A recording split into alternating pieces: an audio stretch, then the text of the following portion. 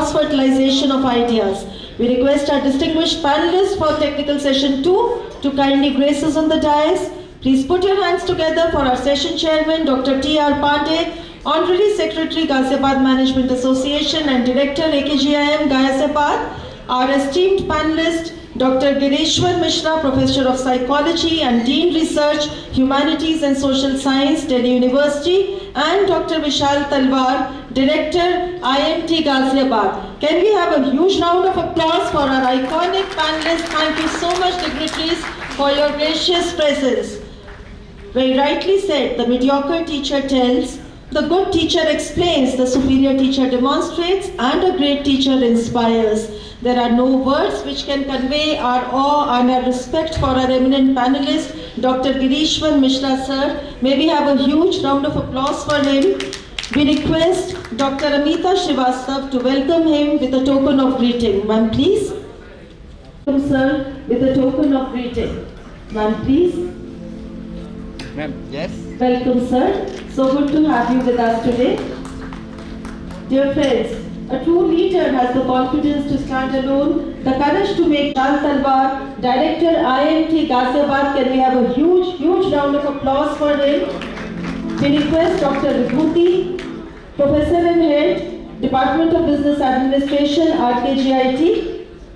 Request you, ma'am, to kindly present a welcome sapling to our eminent panelist, Dr. Vishal Talwar, Director, IMT Ghaziabad. Ladies and gentlemen, we are eagerly looking forward to hear from you.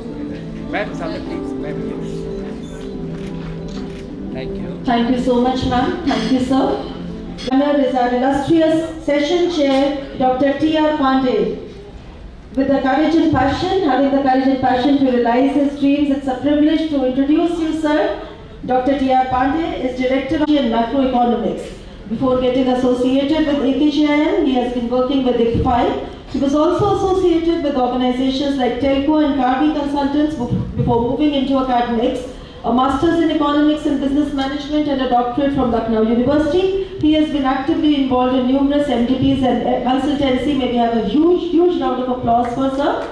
We request Mr. S.K. Verma to present a welcome sapling to our distinguished moderator, distinguished session chair, Dr. T.R. Pandey. Can you?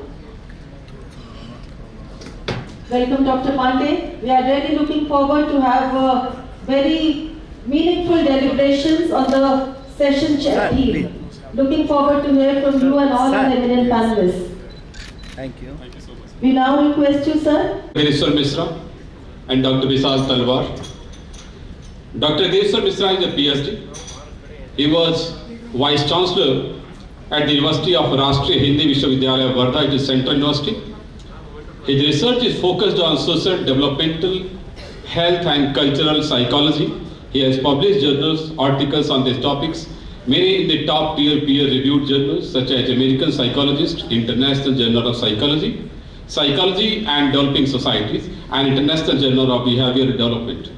He has served as the President of the National Academy of Psychology, NAOP, India, and edited the journal Psychological Studies Springer for 16 years.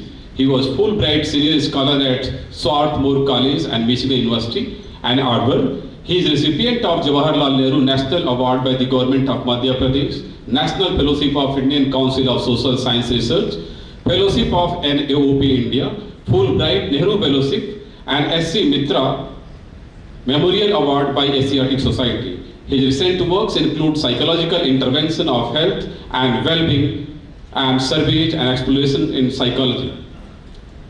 Thank you so much for being here. We welcome you.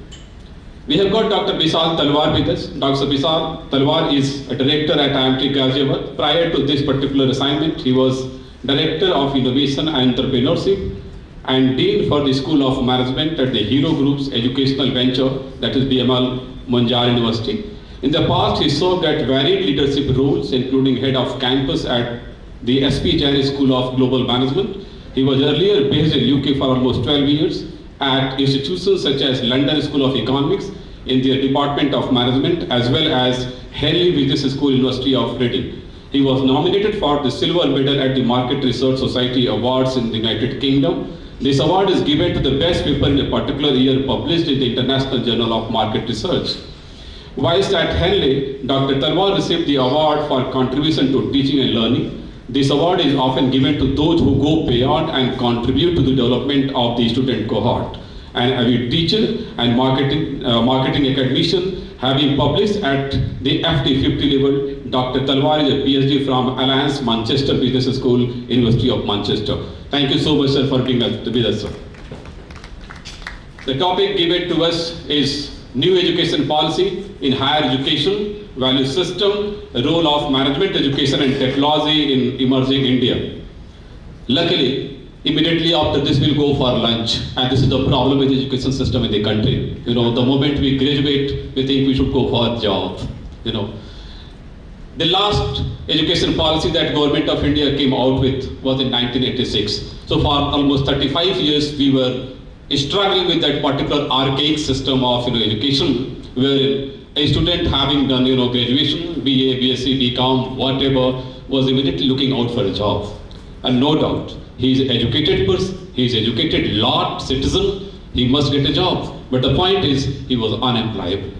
So probably this is the philosophy, this is the fundamental factor why the Government of India came out with NEP 2020. Although NEP is talking too high on so many areas and so many things, but there are so many difficulties, appreciations, criticisms too. In fact, it will take another 5-10 years for us to actually settle down as to what NEP is actually looking out for and where the college or university will finally settle. Right? We'll have role of management education also to discuss, role of technology also to discuss in emerging India. I was just going through NEP before coming to this particular thing, because I had to go through the whole thing. I found only one paragraph which was focusing on technical education in the whole of NEP of 66 pages. And then we talk of technical education, we talk of management education. Management education and technical education both are quite synonymous as per NEP. They say that management graduate is like a doctor who prescribes medicine, who diagnoses the problem as per his own intuition, understanding, which he develops over a period of time, not just by looking into the book or just by finishing a class. Right? So we have got a lot many things to see and come. I'm sure with these two stalwart on the dais, we'll be having some good outcome on what NEP is going to have as far as management education is concerned, role of technology is concerned, and value education is concerned. I'll request Professor Girishwar Misra to start with on new education policy and value system in higher education. Sir, over to you now.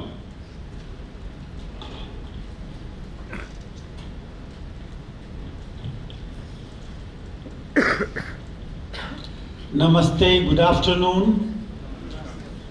मेरा ख्याल है हम लोगों ने सुबह जो सुना था वो एक दुनिया में पहुंचा देने वाला एक एजेंडा था, and we are now thinking about the way to move forward and reach to that goal. The human capital which is required is primarily related to the kind of education system that we have. जिस बड़ी technology, economy और उसके साथ world map पे भारत का क्या role होगा, all these issues were presented beautifully, और लगा कि हम लोग तो एक सपना देख रहे हैं कि हम कहां पहुंच रहे हैं. अगर उस एम को पाना है तो हमारे लिए जरूरी होगा कि उसके लिए कॉम्पिटेंट ह्यूमन कैपिटल मौजूद हो. मैं जीएमए का बहुत आभारी हूं कि उन्होंने मुझे मौका दिया कि मैं इस मसले पर आपसे कुछ बात करूं.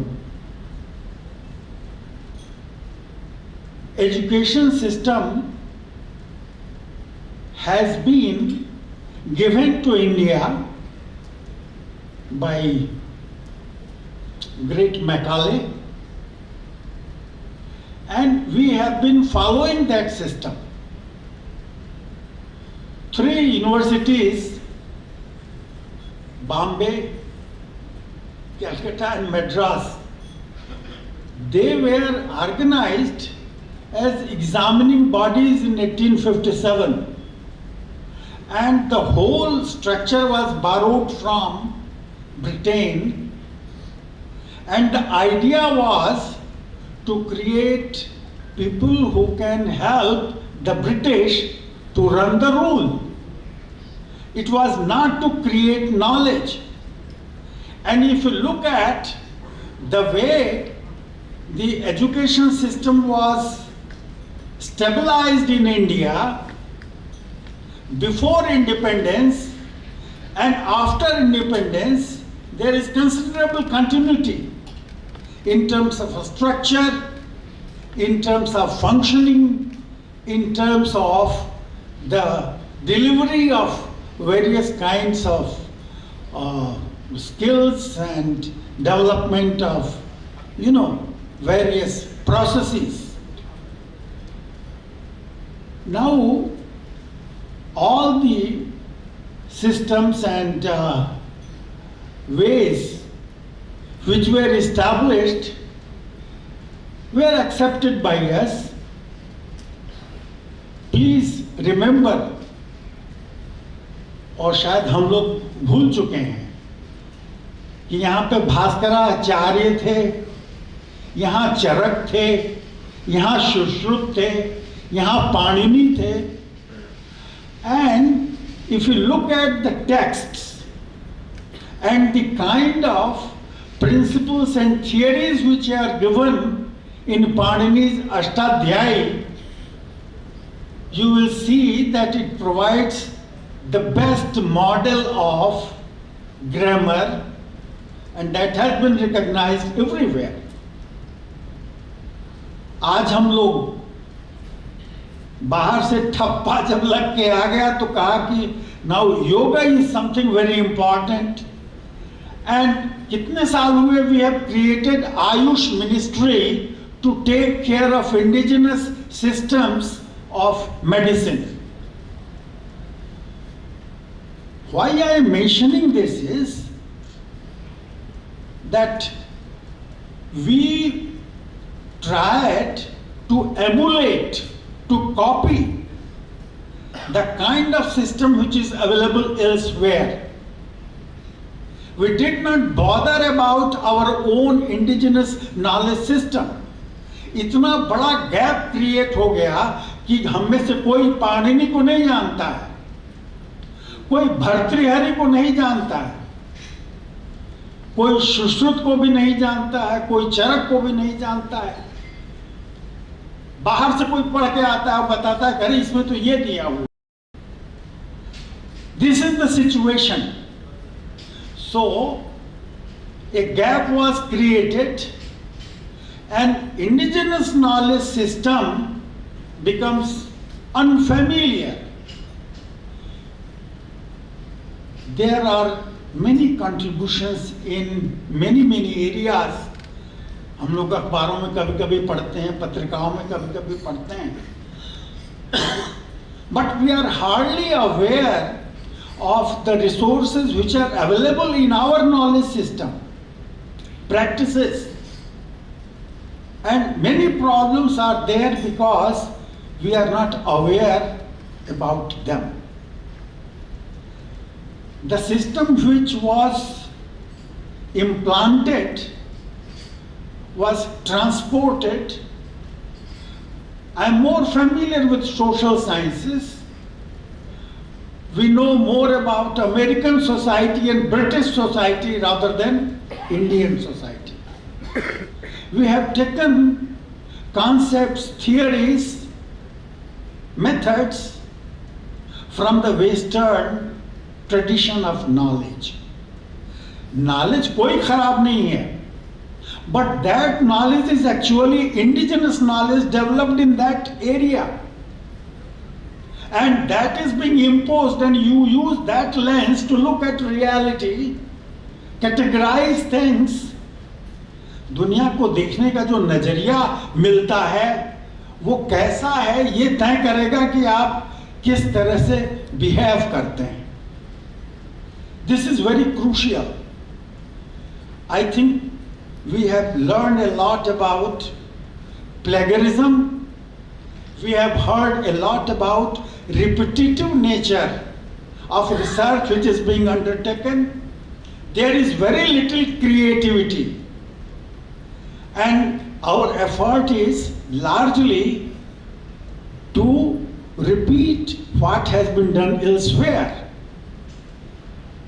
एक हमारे मित्र थे, उन्होंने इंडियन जर्नल्स में पब्लिकेशंस को देखना शुरू किया और एक मजेदार चीज ये दिखी कि 10 साल पहले जो अमेरिका में हुआ था वो आज हम यहाँ दोहरा रहे हैं.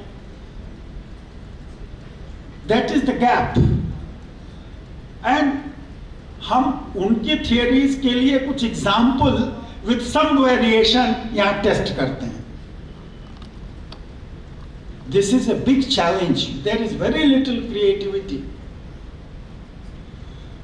So the dependence on that kind of knowledge system has created a big challenge. I don't want to discourage. I am an optimist and I want to work hard. But the system which has been created has created hurdles. The list is very long. The new education policy which has been prepared and an outline is circulated which is 50-60 pages, which provides not the entire program of education policy but a broad outline. उसका मसौदा है थोड़ा सा, and that is trying to address questions in certain ways. I would like to bring home here some of the salient features of the new education policy which departs from the earlier ways of doing education. The first and the key aspect of that is that it requires us to rethink about connecting with indigenous knowledge, culture, language. भाषा, ज्ञान, संस्कृति, इन तीनों को भारत से कैसा जोड़ा जाए. मैं समझता हूं कि अनूप जी की हिंदी की कविता ने जिंदगी के जिस सवाल को, जलवायु के सवाल को, पूरे जीवन के प्रश्न को जैसे रखा, उसके लिए मैं पुनः उन्हें बधाई देता हूं इस मंच से. Now, if that creativity is there which touches our hearts, it is possible the way you think. जिन कॉन्सेप्ट्स को हम लेते हैं, जिंदगी को जो पहचानते हैं, ये जो हमारे काम है, उनका भाषाओं से बड़ा गहरा रिश्ता है. In his autobiography, Gandhiji writes, and he has written at many places, that learning in a medium which is not your own language creates a burden, and much more time is required to learn even simple things because that is a challenge. इसलिए उन्होंने कहा कि मातृभाषा में अध्ययन हो, mother tongue में अध्ययन हो. He also emphasized that heart, hand and mind, हाथ का भी उपयोग, शरीर का भी उपयोग हो, बुद्धि का भी उपयोग हो और भावना का भी उपयोग हो. Modern education has been emphasizing intellectual part and it has not addressed and in fact it has created this distraction कि शरीर का कोई उपयोग नहीं है। बहुत सारे हम में से यही सोचते हैं कि बड़ा होके बस दस्तखत करना गांव में, और बहुत जगह पे यही है कि you create a distance and you can see what are the consequences of that. Health related consequences are there. So holistic education is another point of departure if you compare the new education policy with the earlier system which was there. This holistic education is trying to address the development of personality in totality. Not only the intellectual, but also skills which are required to do things in many ways. Life skills are required. You need not only to learn theory, but you need to apply that. So, vocational skills as well as internship, as well as trying to create a space to use that knowledge in actual life, that becomes very crucial. So this is another important point where attempt is being made to create a space to connect with life. The third feature which seems to be very significant is that the new education policy is creating to support talent. It is promised that students will have choice to connect with different disciplines.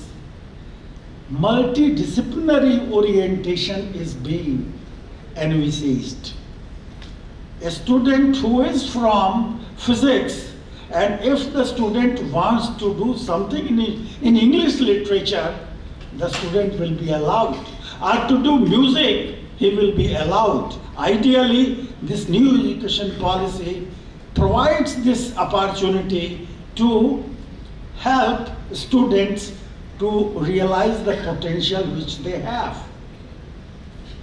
There is another important change which is being introduced, and that is that students are given choice to continue for 1 year or 2 years or 3 years or 4 years, depending on the level of their understanding, their satisfaction, and they can come back and they can join. So this flexibility is something which is relevant to provide sufficient scope to meet the demands of society.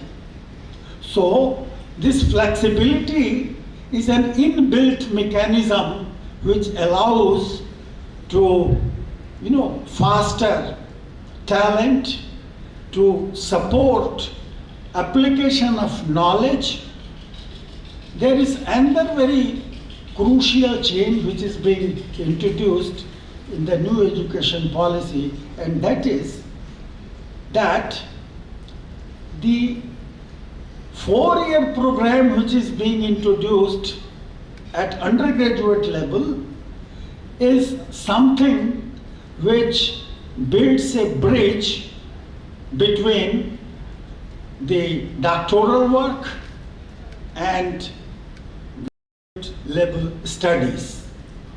So if one completes 4 years, the person can get opportunity to go to research.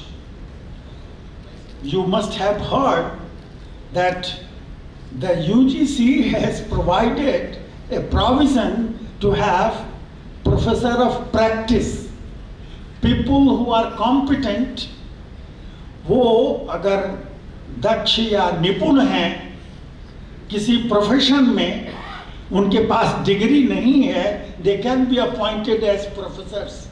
कोई बढ़ई हो, कोई लुहार हो, कोई सुनार हो और वो अपने पेशे में बहुत ही निपुण है, तो उसको भी आप प्रोफेसर ऑफ प्रैक्टिस बना सकते हैं। नाउ दिस इज ओपनिंग, ये बड़ी महत्वपूर्ण बात है ये, because if you go to the earlier system, there is no such provision. You have to follow the steps and you can't deviate from that. But here, there is a possibility that you can connect with the indigenous scholarship, the way you want to utilize the kind of learning which is available in a particular area. And that leads to another component of new education policy, which emphasizes that learning or research or creation of knowledge should relate to the immediate cultural, ecological context. How the gap between academia and society, how this gap can be bridged, how to connect with that, or even industry is there. So what is happening in society, what are the needs of society, and how you are going to connect your education. These questions were not addressed in earlier kind of system. It was primarily related to, I'm talking about liberal arts and many such studies or areas. The emphasis was more on, understanding a theory and learning that and doing that. I also want to draw attention to the point that if this policy is successful, it is going to create a big change in the way evaluation is done. परीक्षा जो है एक भूत की तरह से विद्यार्थी के ऊपर और विद्यार्थी के माता पिता के ऊपर हावी हो जाता है। In fact, in psychology, there is a term test anxiety. Now, that shows the significance, how it has, created a problem. Why that should be a problem? Can we move to a system of evaluation which becomes an opportunity to learn? So the possibility is there that students will also evaluate teachers and teachers will evaluate students. So how this change can be introduced?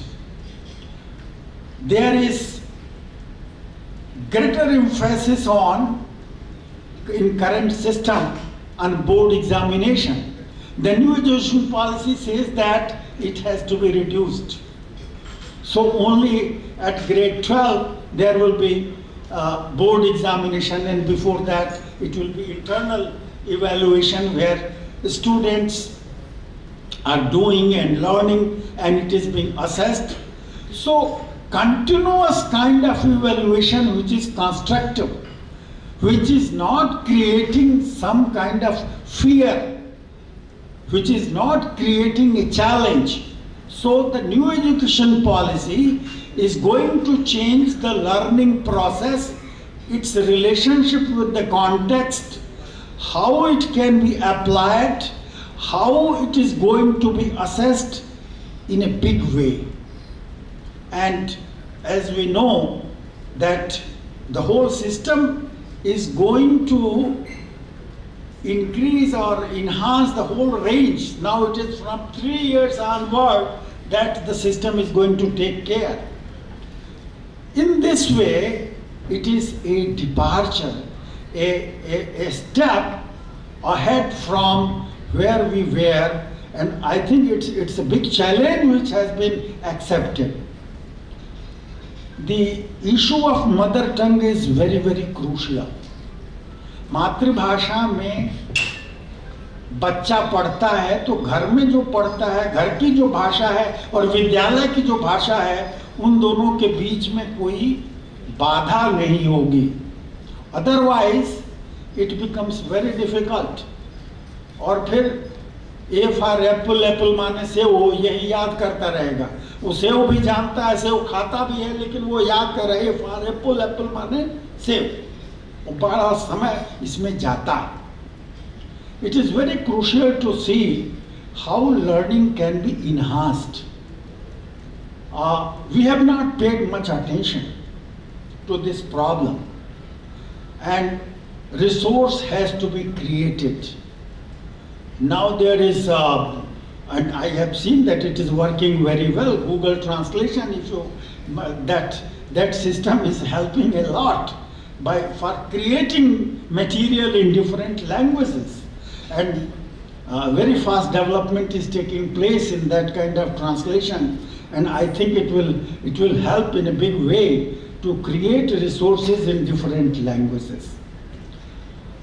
Now there is another very important concern, and that is that there is diversity in different ways, and how that diversity can be brought into the system. When I am using the word diversity, I am trying to draw your attention to the challenge of inclusive nature of education. How to make it more inclusive, how you are going to cover larger section of population, how to make them competent.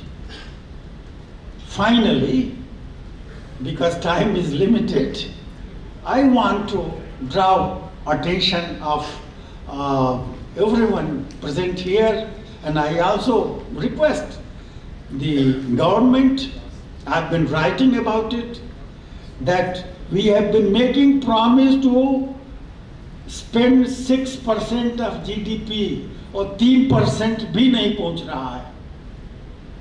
लगातार कोशिश होती रही है कि कुछ किया जाए, लेकिन कभी 2.6, कभी 2.8, it has not reached to 2.3%. The school going population is increasing. You are going to create quality education. The challenge is heavy. You need to spend on education. You have to provide that resource. National students के achievement के सर्वे NCERT ने कराए हैं, and the result is कि दर्जा 5 का जो लड़का है वो दर्जा 3 की स्तर की पढ़ाई नहीं कर पा रहा है। Schools do not have the necessary infrastructure. The universities do not have teachers.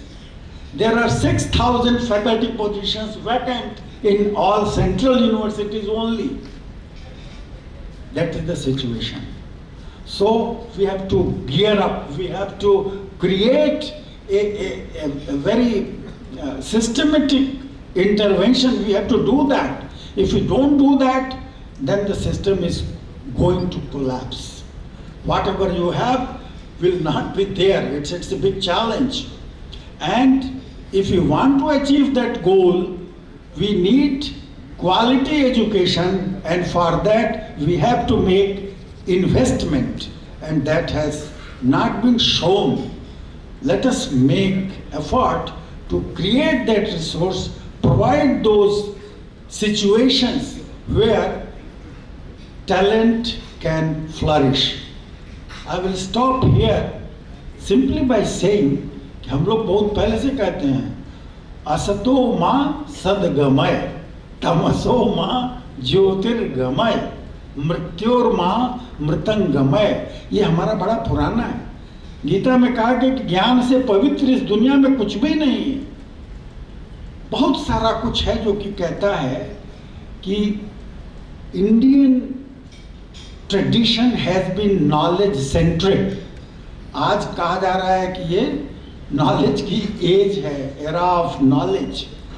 We are talking about these things, but that require investment on the part of government and a serious attitude for that. Thank you very much for providing this opportunity.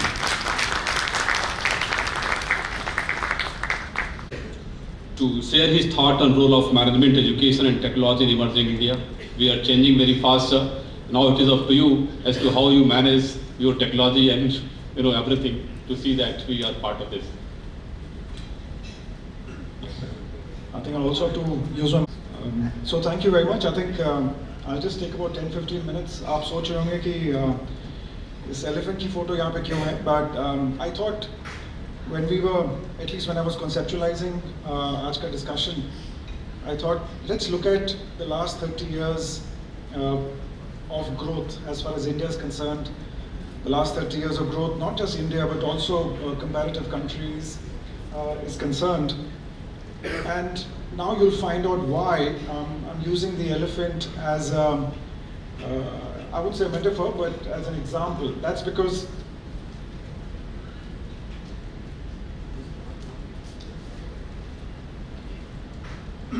if I look at the growth of nations, and if I look at the entire population of the world in quantiles and percentiles or whatever else, this gives you a fair idea of how development has happened across the countries, right?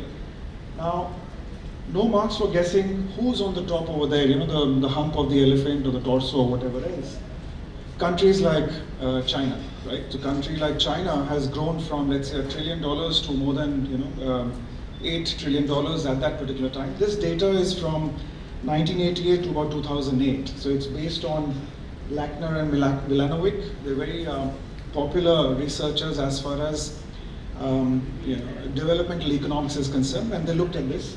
And of course, India. Now, this elephant-looking chart actually suggests to you that countries like India and China have actually gained a lot from what we currently call as globalization. From 1988 onwards, of course, India started its liberalization process from 1991, but obviously China started about 12 or 14 years before that. If you look at, on the other side, interestingly, who's benefited a great deal and who's not benefited as much as you expected it to benefit, is some of the, let's say, blue-collar workers in countries such as the US, okay, and possibly Europe as well. That's because globalization also meant a lot of transfer of resources. It meant a lot of transfer of plant and machinery from a certain part of the world, dismantled and brought into another part of the world, which was supposedly more economically beneficial or low cost or whatever else, for example, China. But at the same time, this chart also tells you that some of the poorest in the world have not necessarily benefited as much from globalization. Now, this poorest is not, let's say, poorest based some countries, let's say in sub-Saharan Africa or wherever. These poorest actually are in many different, dispersed across many different parts of the world. Okay? Now, obviously the challenge for globalization also is that how do you then ensure the dispersion of wealth across all sorts of people in the society? No marks were also guessing who's actually benefited the most out of the globalization. If you look at the trunk of the elephant, right, it actually suggests to you that 1% of the richest population in the world has actually benefited the most from this whole idea of globalization as well. Okay. Now, this is till about 2008 data. If I look at data beyond that, so there have been other researchers, बहुत सारे researchers ने इस पे काम किया है, और I'm just referring to one particular research here. Here, research has kind of looked at it from till about 2018. The wider spread of data, slightly different. The first research was based on World Bank data, was based on a lot of surveys that were done. This data was based a little bit more on tax-related collections and stuff like that. But ye data is also not saying something very different, right? Yes, a lot of people in the emerging markets like India and China have actually benefited. But this doesn't necessarily look a little like the elephant. For me, it looks more like a bad representation of a cobra. Okay, but this is still telling the same story, that there is certain very, very, very small population of the world which has actually benefited the most out of this whole globalization process. But we cannot deny the fact that a lot of intermingling, a lot of ideas, transfer of resources, transfer of plant and machinery, transfer of let's say capital wealth has actually benefited a lot of countries who were able to benefit because they were market-based economies, or economies that were showing certain tendencies to want to grow. Okay, so they've obviously benefited a lot from this process. India's obviously benefited a lot. We talk a lot now about, let's say, localization, globalization, a potent combination of the both. You also notice while there's been a lot of globalization, there's been a lot of increasing protectionism also, right? So both are actually simultaneous processes at this juncture. It could be in the mind, it could also be actually a lot of equilibrium that is happening in different parts of the world. You now have, let's say, better universities, you got better output, you got better capital now resident across the different parts of the world. So automatically there's more competition there.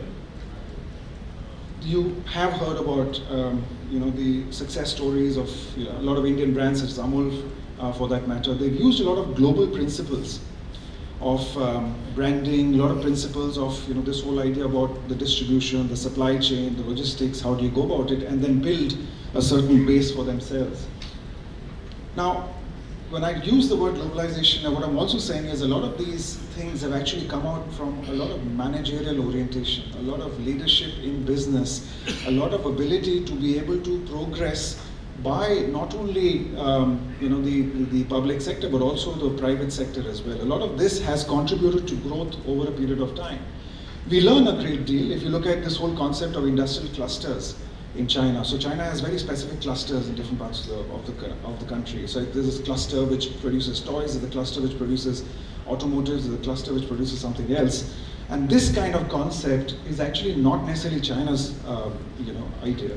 But they've obviously learned a lot from other parts of the world, and they've introduced that in their countries. The original idea of clusters was actually more Italian. Okay, so you have Italian clusters, you have clusters for luxury, you have clusters for leather, you've got clusters for something else. India's obviously used this, right? So if you look at this whole concept of one district, one product, right, wherein there's a lot of emphasis, all the, let's say, 438 districts or whatever have been divided into specific products or specific aspects which then cultivated over a period of time will help the development of countries such as India. The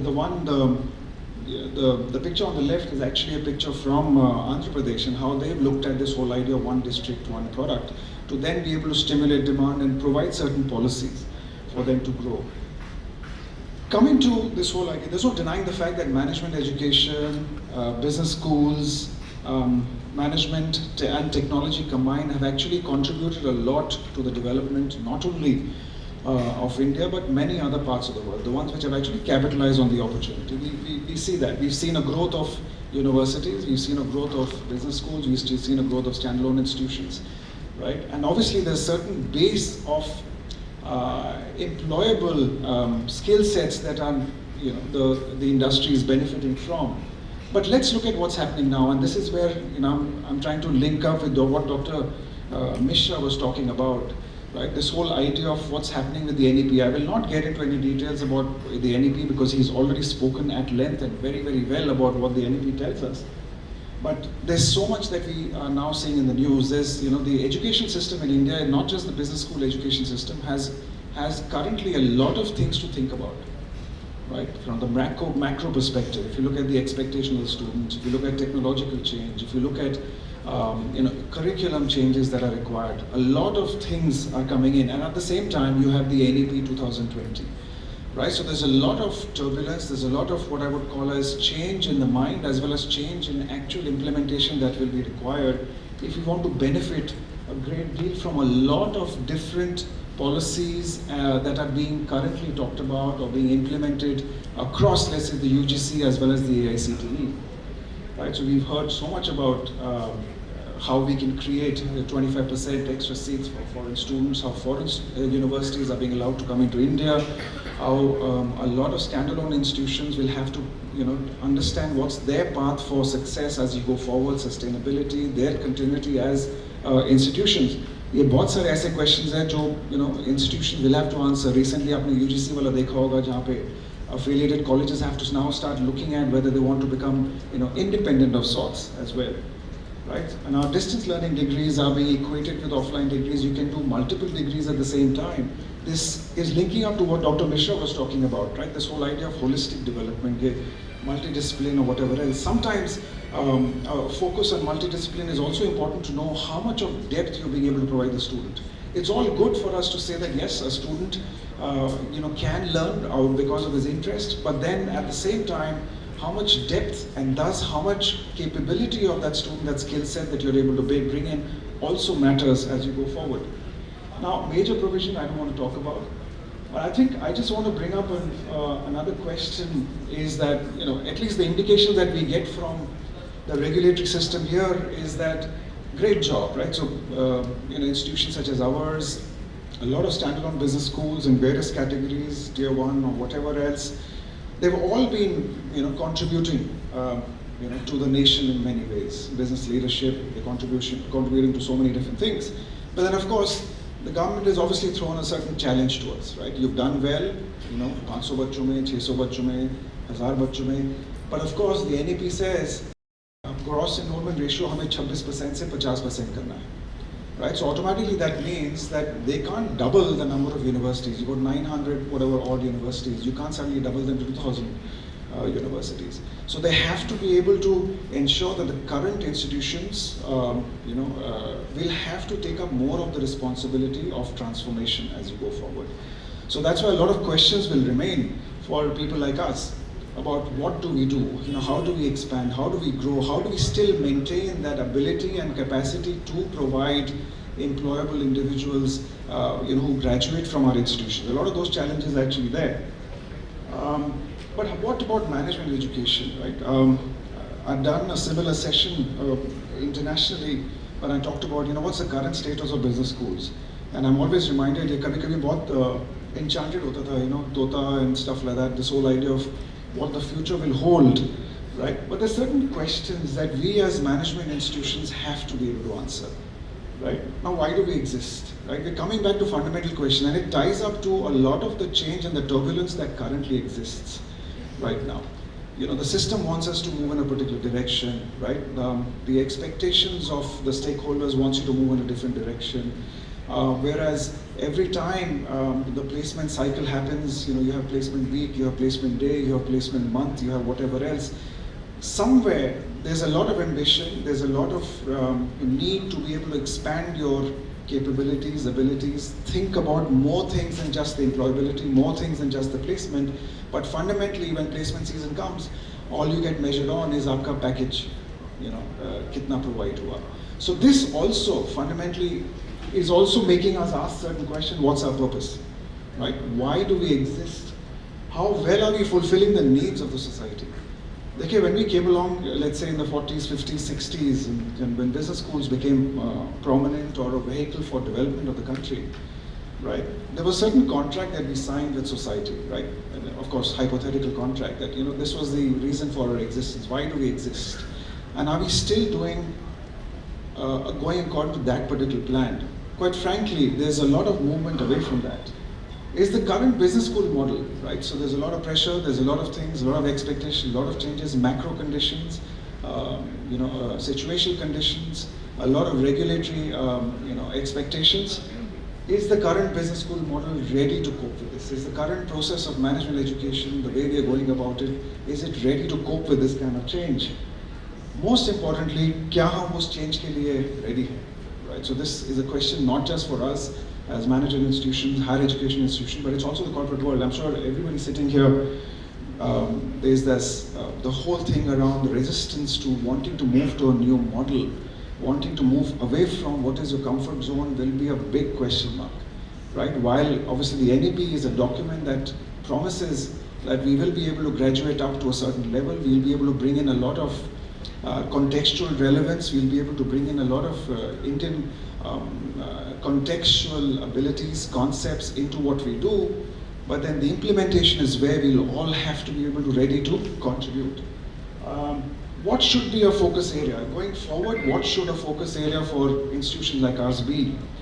For a very long period of time, we always talk about, interestingly, and this is something that I was reading about, we always, if you look at the vision and the mission of any management institution, you'll always see that we are contributing to the world and contributing business leaders and for society and stuff like that.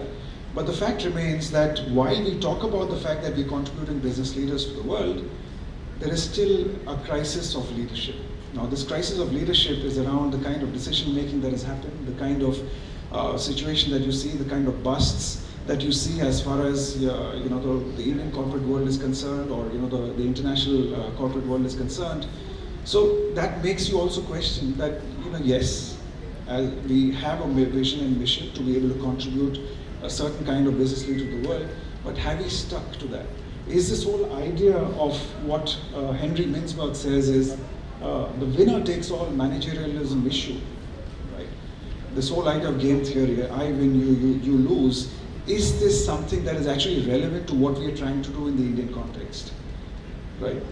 I come back to the earlier point.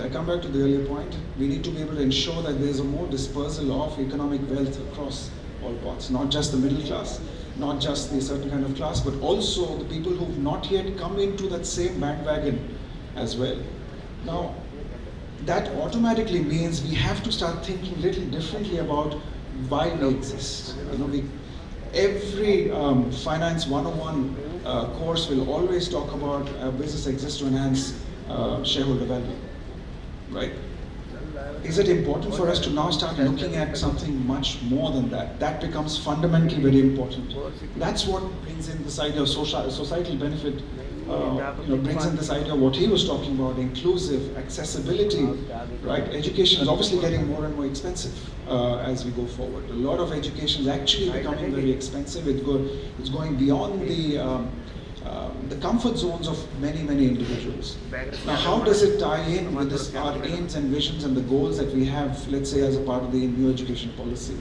It ties in with this whole goal and the vision and the mission of what we want to do with the deficit that we have. And he's absolutely right. Dr. Mishra was actually right. The fact that we've always spent much less as a portion of the GDP on education every time. We've never been able to achieve that 6%.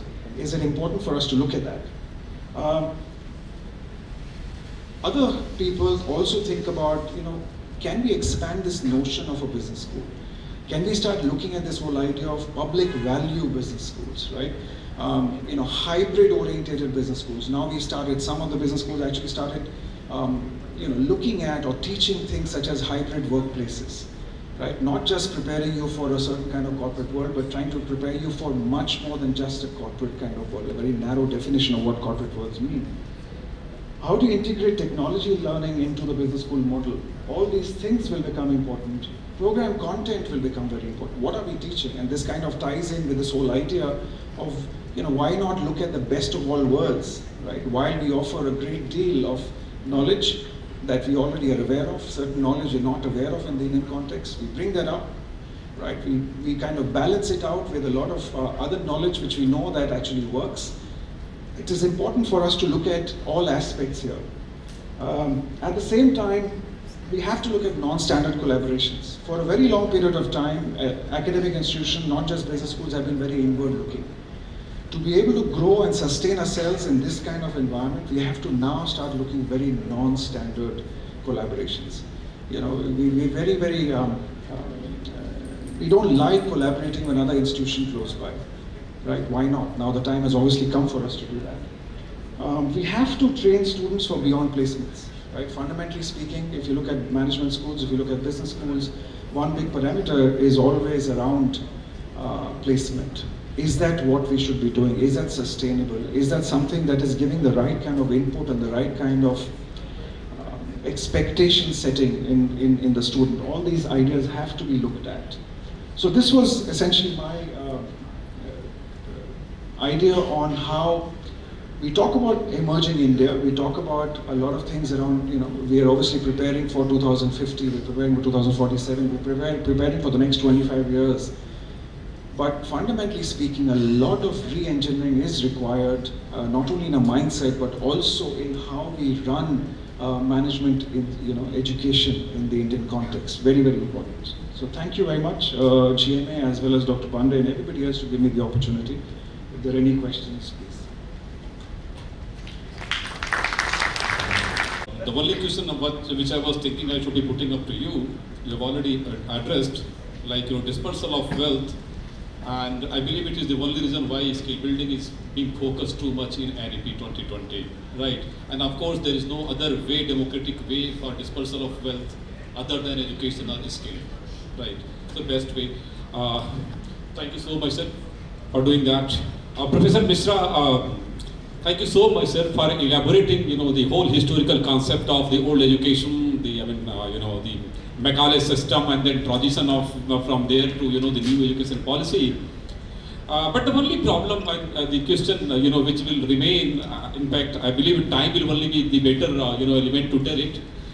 Whether it will be able to sail through the global, economic, social, and technological changes that will be, coming across over a period of time.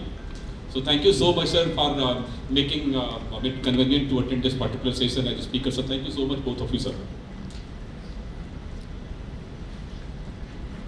You have a question, is it? Okay, yeah, go ahead, please.